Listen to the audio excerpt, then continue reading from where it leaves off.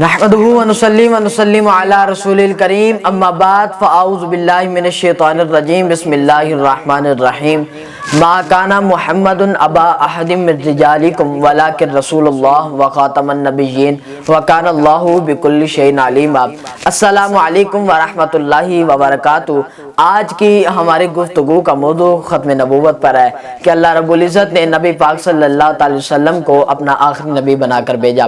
اللہ رب العزت قرآن مجید میں ارشاد فرماتا ہے ما کانا محمد ابا احد من رجالکم، فرمایا محمد صلی اللہ علیہ وسلم تم مردوں میں سے کسی کے باپ نہیں، ولیکن رسول اللہ، لیکن وہ اللہ کے آخری رسول ہیں، وخاتم النبیین، اور نبیوں میں سے سب سے آخری نبی ہیں۔ اللہ رب العزت نے اپنے محبوب نبی پاک صلی اللہ تعالی علیہ وسلم کی شان کو اتنا بلند کیا کہ اللہ رب العزت نے اس کا ذکر بھی قرآن مجید میں ارشاد فرمایا۔ اللہ ارشاد فرماتا ہے کہ وَرَفَعْنَا لَكَ ذِكْرَكَ، کہ محبوب ہم نے آپ کا ذکر جو ہے وہ بلند کر دیا۔ جب یہ آیت حضرت جبرائیل علیہ السلام نبی پاک صلی اللہ علیہ وسلم کی بارگاہ میں لے کے آئے تو نبی پاک صلی اللہ علیہ وسلم نے پوچھا کیا جبریل ذرا اپنے رب سے جب پوچھ کے تو آؤ کہ اللہ رب العزت نے میرا ذکر کتنا بلند کیا۔ تو حضرت جبرائیل علیہ السلام نے عرض کی یا رسول اللہ صلی اللہ تعالیٰ علیہ وسلم، اللہ رب العزت فرماتا ہے کہ اے محبوب ہم نے آپ کا ذکر اپنے ذکر کے ساتھ رکھ لیا کہ قیامت تک جہاں جہاں میرا ذکر ہوتا رہے گا اے محبوب وہاں وہاں تمہارا ذکر ہوتا رہے گا۔ اللہ رب العزت نے قرآن مجید فرقان حمید میں کئی مقامات پہ اپنے نام کے ساتھ اپنے رسول کا نام لیا، اپنی اتباع کے بعد اپنے رسول کی اتباع کرنے کا حکم دیا۔ اللہ رب العزت سورۃ آل عمران کے اندر ارشاد فرماتا ہے قل ان کنتم تحبون اللہ فاتبعونی یحببکم اللہ۔ اللہ رب العزت ارشاد فرماتا ہے کہ محبوب آپ فرما دیجئے کہ اگر تم اللہ سے محبت کرتے ہو تو میری پیروی کرو اور اللہ رب العزت کی ذات جو ہے وہ تم سے محبت کرے گی۔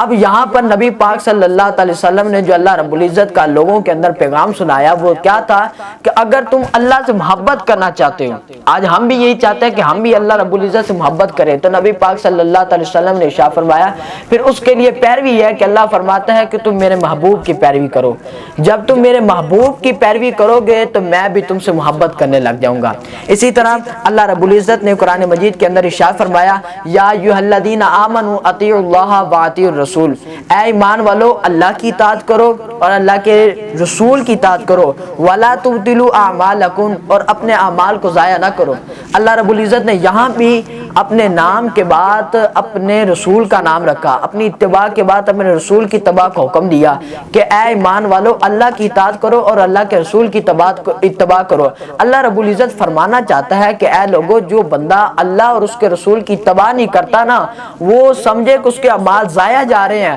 تو اللہ رب العزت نے اپنے نام کے ساتھ اپنے محبوب کا نام رکھ کر یہ لوگوں کو بتانا چاہ رہا ہے کہ اے لوگو اگر تم میں سے کوئی میری اتباع کر لے لیکن میرے رسول کی اتباع نہ کرے تو اللہ رب العزت ارشاد فرماتا ہے کہ اے لوگو وہ شخص جو رسول کی اتباع نہیں نہ کر رہا اس کے بھی اعمال جو ہیں اس کے بھی جو نیکی ہیں وہ سب ضائع جا رہی ہیں۔ اللہ رب العزت قرآن مجید میں سورہ فتح کے اندر ارشاد فرماتا ہے وَمَن لَّمْ يُؤْمِن بِاللَّهِ وَرَسُولِهِ فَإِنَّا أَعْتَدْنَا لِلْكَافِرِينَ سَعِيرًا۔ اللہ رب العزت نے ارشاد فرمایا کہ تم میں سے کوئی ایک مومن نہیں ہے جب تک وہ اللہ اور اس کے رسول پر ایمان نہ لے آئے، اور جو اللہ اور اس کے رسول پر ایمان نہیں لاتا اللہ رب العزت نے ارشاد فرمایا وہ کافر ہے اور ہم نے کافروں کے لیے جہنم تیار کر رکھی ہے۔ اب یہاں بھی اللہ رب العزت نے اپنے نام کے ساتھ اپنے محبوب کا نام رکھا۔ کیوں؟ اللہ رب العزت یہاں سے بتانا چاہتا ہے کہ اے محبوب جو مجھے نہ مانے ہم نے تو اس کے لیے جہنم کو تیار کر کے رکھا ہوا ہے، لیکن جو مجھے مان لے جو میرے اوپر ایمان لائے لیکن اے محبوب وہ آپ کے اوپر نہ ایمان لے نا اس کے لیے بھی ہم نے جہنم کو تیار کر کے رکھا ہوا ہے۔ اور اللہ رب العزت نے اپنے محبوب کی پیروی کرنے کا حکم دیا۔ اللہ ارشاد فرماتا ہے وما آتاکم الرسول فخذوہ وما نہاکم عنہ فانتہوا۔ اللہ رب العزت ارشاد فرماتا ہے کہ جو رسول تمہیں جو چیز عطا کریں وہ تم ان سے لو اور جس چیز سے وہ تمہیں روکیں ان چیزوں سے تم رک جاؤ۔ کیا مطلب؟ نبی پاک صلی اللہ علیہ وسلم جس چیز کا تمہیں حکم دیتے ہیں اس حکم کو پورا کرو، اس کام کو سر انجام دو، اور جن جن کاموں سے اللہ کے رسول تمہیں منع کرتے ہیں نا ان کاموں سے رکو، ان کاموں سے باز ہو تاکہ اللہ اور اللہ کے رسول کی ذات جو ہے وہ تم پر خوش ہو جائے۔ اور نبی پاک صلی اللہ علیہ وسلم جب بھی رسول اللہ صلی اللہ علیہ وسلم کی ذات کی باری آئی، جب بھی کسی نے نبی پاک صلی اللہ علیہ وسلم کی ذات کے اوپر اعتراضات کیے تو اللہ رب العزت نے کبھی یہ نہیں ارشاد فرمایا محبوب آپ ان کا جواب دیجئے۔ اللہ رب العزت نے خود جوابات دیے، ان کافروں کے اعتراضات کے خود جوابات دیے۔ اب نبی پاک صلی اللہ علیہ وسلم کو جب لوگوں نے آخری نبی نہ مانا تو اللہ رب العزت نے یہ نہیں ارشاد فرمایا محبوب آپ ان کو اب یہ کہیے، بلکہ اللہ رب العزت نے خود ارشاد فرمایا وَلَٰكِنْ رسول اللہ وخاتم النبیین، یہ اللہ کے رسول ہیں اور ہم نے ان کو خاتم النبیین، نبیوں میں سے سب سے آخری نبی بنا کر بھیجا۔ یہ تو قرآن مجید کی آیات مقدسہ تھی جن میں اللہ رب العزت نے نبی پاک صلی اللہ علیہ وسلم کے ختم نبوت کا اعلان فرمایا۔ حدیث مبارکہ سے میں آپ کو نبی پاک صلی اللہ علیہ وسلم کا نبیوں میں سے آخری نبی ہونا، اس میں حدیث مبارکہ سے میں آپ کے سامنے دلائل پیش کروں گا۔ حدیث مبارکہ میں حضرت انس بن مالک رضی اللہ تعالیٰ عنہ سے حدیث مبارکہ روایت ہے، اور امام ترمذی نے اس حدیث کو نبوت کے باب میں ذکر کیا اور حدیث نمبر 2272 ہے، اور اس حدیث کے راوی حضرت انس بن مالک رضی اللہ تعالیٰ عنہ ہے۔ آپ فرماتے ہیں رسول اللہ صلی اللہ علیہ وسلم نے ارشاد فرمایا ان الرسالۃ والنبوۃ قد انقطعت فلا رسول بعدی ولا نبی۔ حضرت انس بن مالک فرماتے ہیں نبی پاک صلی اللہ علیہ وسلم نے ارشاد فرمایا نبوت اور رسالت کا جو سلسلہ ہے نا اب وہ منقطع ہو چکا ہے۔ فرمایا نہ کوئی میرے بعد اب کوئی رسول آ سکتا ہے اور نہ ہی میرے بعد اب کوئی نبی آ سکتا ہے۔ تو جو بندہ نبی پاک صلی اللہ علیہ وسلم کو اللہ کا آخری نبی نہیں مانتا تو اس کا مطلب یہ ہے کہ وہ قرآن مجید کا انکار کر رہا ہے اور نبی پاک صلی اللہ علیہ وسلم کی حدیث مبارکہ کا انکار کر رہا ہے۔ اور اسی طرح ایک اور جگہ پر نبی پاک صلی اللہ علیہ وسلم نے ارشاد فرمایا، اس حدیث کے راوی حضرت جابر رضی اللہ تعالی عنہ ہیں، اور اس حدیث کو امام بخاری نے نبی پاک صلی اللہ علیہ وسلم کی سنت کے باب میں ذکر کیا، اور حضرت جابر رضی اللہ تعالیٰ عنہ آپ فرماتے ہیں نبی پاک صلی اللہ علیہ وسلم نے ارشاد فرمایا من اطاع محمد فقد اطاع اللہ من عصا